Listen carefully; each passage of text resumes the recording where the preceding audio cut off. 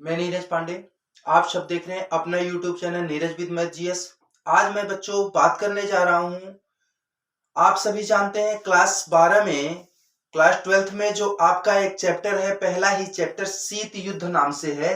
शीत युद्ध, युद्ध का दौर जो है, शीत युद्ध का दौर, उस पाठ में आप अगर पेपर का एनालिसिस किए होंगे तो उसमें आप देखे होंगे शीत युद्ध से एक लॉन्ग क्वेश्चन 100% आता है और एक शार्ट भी आता है। तो आज हम शार्ट के तौर पे आपको समझा देते हैं। यदि आपको अच्छा लगा, जैसे मुझे आप क्लास में पसंद करते हैं, अगर वैसे आप ऑनलाइन प्लेटफॉर्म पे भी पसंद किए, तो मैं आपके लिए और सारा इसमें जो कंटेंट होगा, जो सिलेबस होगा, जो चीजें और महत्वपूर्ण होंगी, उसको भी मैं प्रोवाइड करवा दूंगा ऑनलाइन प्लेटफॉर्म के माध्यम से।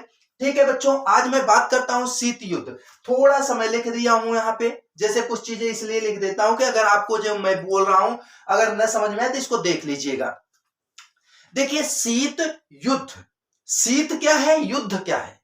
युद्ध का ऐसे क्या होता है, झगड़े या लड़ाई से होता है। लेकिन शीत, अब युद्ध है लेकिन शीत युद्ध ये कैसा युद्ध है। युद्ध का ऐसे क्या होता है जहां पे हम एक दूसरे से, दो लोग लड़ जाएं या दो देश लड़ जाएं या दो समाज लड़ जाए, दो कोई सोसाइटी लड़ जाए एक दूसरे से, वो क्या होता है, युद्ध होता है। लेकिन यहाँ क्या हो रहा है, शीत युद्ध, मतलब शीत, ठंडा युद्ध। अब ये युद्ध है फिर भी ठंडा, तो ठंडा क्या हो सकता है, ऐसा हमें देखना है। देखिए बच्चों, शीत युद्ध का आशय क्या होता है कि युद्ध का माहौल बने, युद्ध का माहौल बने, युद्ध की परिस्थितियां बने, युद्ध का पूरा भूमिका बन जाए, परंतु युद्ध होते होते रुक जाए। ऐसा लग जाए जैसे कि ये हो जाए, सामने वाला दिख जाए कि वो आपको मारने वाला है, आप उसको मारने वाले हैं, लेकिन जब मारने की बारी आए, जब हाथ पकड़ने की बारी आए, तो वहीं आप दोनों रुक जाए।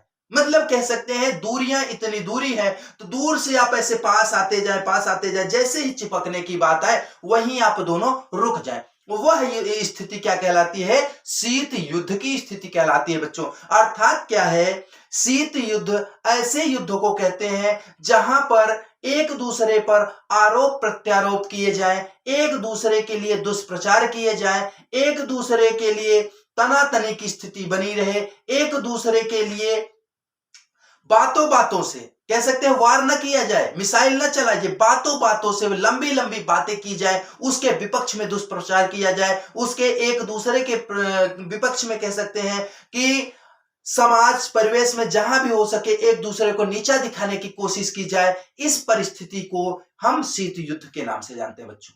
अगर शीत युद्ध की परिभाषा कहे तो हमें वही लिखना है कि शीत युद्ध उस कंडीशन या उस शर्त को कहते हैं, उस कंडीशन को कहते हैं या उस स्थिति को कहते हैं जिस स्थिति में युद्ध होने की पूर्ण संभावना रहे लेकिन युद्ध होते होते टल जाए। वहां बातों से बातें हों, युद्ध अस्त्र शस्त्रों से न हो, अर्थात बातों से हो, वहां पर एक दूसरे का दुष्प्रचार किया जाए, एक दूसरे के लिए बहुत सारी बयानबाजियां की जाए, परंतु युद्ध होते होते रुक जाए, वह शीत युद्ध होता है। अब देखिए बच्चों, शीत युद्ध जो ये शीत युद्ध का बात हुआ, शीत युद्ध आया कहां से, कैसे हुआ, इसकी अगर थोड़ी पृष्ठभूमि देखी जाए तो शीत युद्ध जैसे लिख दिया हूं मैं, 6 अगस्त 1945 को आप सभी जानते हैं द्वितीय विश्व युद्ध जो प्रारंभ हुआ था वह कब से हुआ था बच्चों, 1939 से लेकर के 1945 के बीच द्वितीय विश्व युद्ध चला। और उस दौरान क्या हुआ कि देखा जाए तो 1945 में जब अमेरिका द्वारा नागासाकी और हिरोशिमा जापान के इन दो शहरों पर बम गिराया गया तो युद्ध का विराम किया गया, युद्ध विराम वहीं से हुआ। देखिए बच्चों, होता क्या है कि अमेरिका 6 अगस्त को, यहां देखा जाए 6 अगस्त 1945 को जब अमेरिका नागासाकी पर बम गिराता है, हिरोशिमा और नागासाकी, पहले हिरोशिमा पे गिरा 6 अगस्त तो फिर 9 अगस्त को नागासाकी पे गिरा। तो 6 अगस्त को जब हिरोशिमा पर अमेरिका के द्वारा बम गिराया गया तो होता क्या है, इसकी जानकारी अमेरिका के मित्र राष्ट्र, अब अमेरिका के मित्र राष्ट्र कौन कौन थे, फ्रांस था, इंग्लैंड था, रूस था, ये एक तरफ थे। लेकिन होता क्या है कि ये बम जब गिराने वाले थे उस समय इसकी जानकारी किसको थी, मात्र बच्चों इंग्लैंड को थी और फ्रांस को थी। उस समय यह जानकारी रूस को नहीं थी। और यह जब बम गिरा तो रूस उसका मित्र होते हुए भी रूस को यह बात खल गई कि देखिए अमेरिका के पास परमाणु बम है और अमेरिका इसको उस पर वार भी किया, लेकिन यह सूचना मुझे क्यों नहीं दिया। यह सूचना अगर हम कहते हैं हम 5 मित्र हैं, 5 मित्र या 4 मित्र हैं, तो चारों मित्रों में ये होना चाहिए ना कि अगर हम कोई नया कोई भी कार्य करने जा रहे हैं, नया कोई भी सोच रखते हैं या नई किसी प्रकार की तरकीब निकालते हैं या किसी से युद्ध करने जाते हैं, तो वास्तविकता तो यही होनी चाहिए कि हम चारों मित्र को बता के जाए कि भैया हम ऐसा करने जा रहे हैं। लेकिन हुआ क्या कि अमेरिका, इंग्लैंड और फ्रांस को बताया, परंतु रूस को इसकी कानो कान भनक न लगने दी और यह चीज रूस को कहीं ना पसंद आया और रूस इससे क्या करने लगा कि जो एक साथ रह रहे थे वह दूरी बना लिया। 1945 में जब यह क्या होता है कि युद्ध समाप्त होता है, तो 1946 से 1991 के बीच शीत युद्ध चला। 1946 से लेकर के 1991 के मध्य शीत युद्ध चला बच्चों। और होता क्या है कि इस दौरान अमेरिका विश्व में दो ही मुख्य राष्ट्र उदय हुए। एक संयुक्त राज्य अमेरिका जो एक तरफ, दूसरे तरफ सोवियत संघ। उस समय रूस नहीं था बल्कि सोवियत संघ था और सोवियत संघ 1991 में टूट करके कई टुकड़ों में बट गया। तो देखिए बच्चों, उस समय जो सोवियत संघ था वह एक नया राष्ट्र बना, वह एक नया, और ऐसे ये दोनों समृद्धशाली राष्ट्र बने जो एक दूसरे के क्या थे, प्रतिद्वंदी थे। उसके पहले तो दोनों मित्र थे, लेकिन यहां 1945 के बाद से ये क्या हो गए, प्रतिद्वंदी हो गए और ये क्या होने लगे कि एक दूसरे के लिए आरोप प्रत्यारोप करने लगे। और धीरे धीरे कर सकते हैं कि यहाँ की बात देखिए, यही मूल बात थी और आगे चल करके यह बढ़ता गया। अमेरिका अपने आप को समृद्धशाली दर्शाता गया और सोवियत संघ जो रूस मेन उसका था, वह अपने आप को मुख्य रूप से विश्व में कह सकता है उभरता हुआ या अपने आप को समृद्धशाली दर्शाता है। यही दोनों स्थितियां एक दूसरे को अपने आप को समृद्धशाली सिद्ध करना ही उस समय के लिए माना जाए, तो वो अपने के लिए मान रहे, वो अपने के लिए मान रहे। अमेरिका और सोवियत संघ दोनों का मानना और एक दूसरे के लिए आरोप प्रत्यारोप करना, एक दूसरे के लिए बयानबाजियां करना, ये स्थिति शीत युद्ध की बनी बच्चों। अब देखिए ये प्रश्न एक आता है शीत युद्ध से। दूसरा प्रश्न आपका बनता है क्यूबा मिसाइल संकट। क्या होता है क्यूबा मिसाइल संकट? अगर आप पेपर उठा के देखें नागरिक शास्त्र का कई सालों का, तो आपको शीत युद्ध 100% मिलेगा, शॉर्ट में भी मिलेगा, लॉन्ग में भी मिलेगा। अभी आपका प्री एग्जाम हुआ था, प्री एग्जाम में भी आपको मिला था, हाफ ईयरली एग्जाम हुआ था, वहां भी आपको मिला था।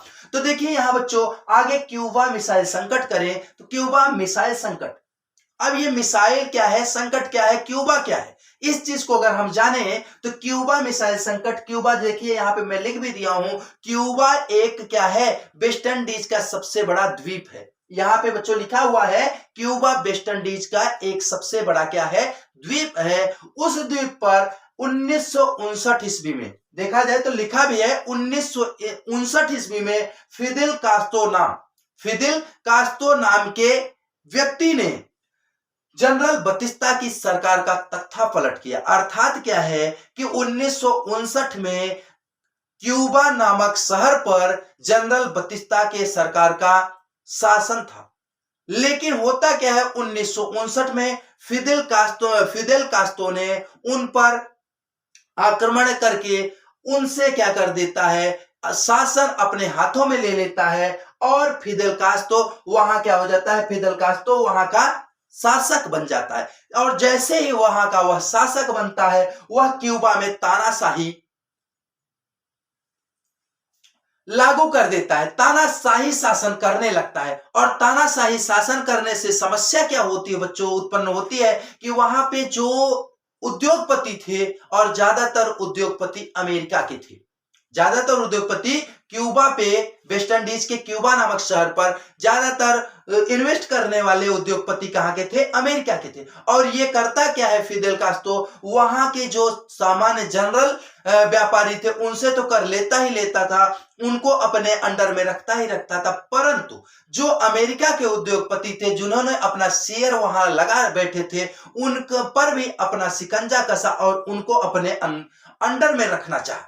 इससे क्या हुआ कि अमेरिका के उद्योगपतियों को नुकसान होने लगा और वहां के तत्कालीन राष्ट्रपति जो जॉन कैनेडी थे उनको ये चीजें पता चली और इस चीज को देख करके अमेरिका इनसे नाखुश हुआ। क्यूबा से क्या हुआ, क्यूबा शहर से वह नाखुश हुआ, अर्थात फिदेल कास्ट्रो से अमेरिका नाखुश हुआ और अमेरिका मन ही मन एक प्लान बनाने लगा कि अगर ये फिदेल कास्ट्रो हमसे सही रवैये से नहीं मानते हैं तो इन पर हमें आक्रमण करना होगा। और जब फिदेल कास्ट्रो को लगा कि यह मेरे ऊपर आक्रमण करेंगे, अर्थात अमेरिका मेरे ऊपर आक्रमण करेगा, तो उस समय सही समय जान करके फिदेल कास्ट्रो ने क्या किया कि अमेरिका के प्रतिद्वंदी सोवियत संघ से मदद मांग ली और सोवियत संघ में जो मुख्य रूप से रूस था वह इनकी मदद के लिए आगे बढ़ा और क्यूबा शहर को पूर्ण रूपेण अस्त्र शस्त्रों से सुसज्जित कर दिया। चारों तरफ से क्या कर दिया, अस्त्र शस्त्रों से सुसज्जित कर दिया। और जब क्यूबा शहर पूर्ण रूपेण अस्त्र शस्त्रों से, मिसाइलों से सुसज्जित हो गया, मिसाइलों से पूर्ण रूपेण से घिर गया कि इसके सुरक्षा व्यवस्था में सोवियत संघ ने इसके पास ये सारे प्रक्षेपास्त्र भेजे थे। तो जब ये स्थिति देखी, महज 140 किलोमीटर क्यूबा शहर से महज 140 किलोमीटर दूरी पर अमेरिका है और अमेरिका को यह लगा कि अगर क्यूबा से मिसाइल दागी जाएगी तो निश्चित ही अमेरिका को भारी नुकसान झेलना पड़ेगा, भारी नुकसान सहन करना पड़ेगा। तो अमेरिका क्या करता है, वहां के जो राष्ट्रपति जॉन कैनेडी थे वह क्या करते हैं कि ये रास्ते ही बंद करवा देते हैं, जिस रास्ते से क्यूबा पे उन्हें जाना है वो रास्ते ही बंद करवा देते हैं। और यहाँ पे करते क्या है कि ये भी अपनी व्यवस्था को चुस्त दुरुस्त करने लगे। तो एक बात करी जाए तो वहां के जो